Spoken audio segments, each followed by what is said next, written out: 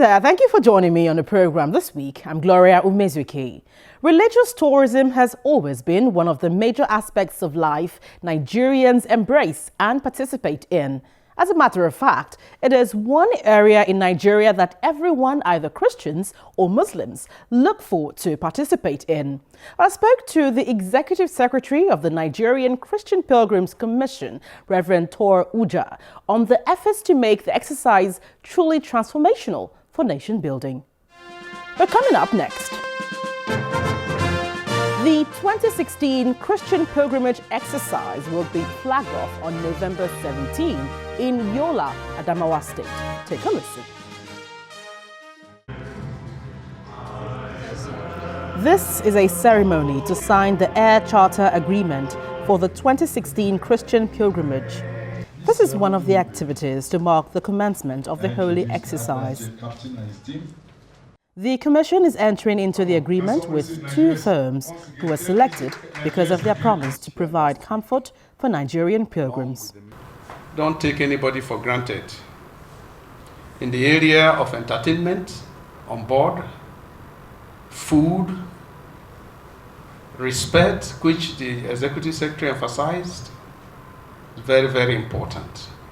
Because you are not just ministering to the Executive Secretary. Those ordinary people who probably have not traveled abroad before are the Nigerians. Yes, sir. It's not me. It's not this man. It's not the senator. The senator represents them. So please, whether they are illiterate or semi-illiterate, in your own estimation or whatever you think they are, respect them. Don't want anything that will conflict the relationship that we have, and we pray that it's going to be a long-lasting relationship. So we are preparing to go for the pilgrimage. We put everything into God's hands. He is merciful. He is ever forgiving, and we hope for the best, and we know that the best shall always come. In his remarks, the Executive Secretary of NCPC urged Nigerians, especially the youths, to see Nigeria as a great country where great things abound rather than searching for greener pastures in other countries. I want to speak to young people who think it is better for them to go and find pasture by absconding or taking lottery tickets to go to America or go and escape in Israel or in Greece or any of these countries. I want to let you know that you are the bigger loser. And I want to urge everyone who has that thought to change his mind, because the real place of blessing is Nigeria. The 2016 Christian Pilgrim Exercise to Israel, Rome and Greece will be flagged off on November 17, 2016 in Yola, Adamawa State.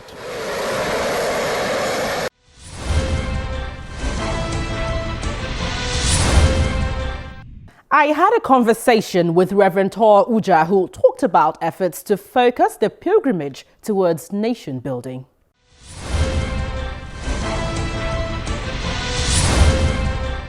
Reverend Uja Tor, you're welcome to the program. God bless you, Gloria. I'm glad to be here. So now let's understand your level of preparedness towards the 2016 pilgrimage to Israel, Rome and Greece.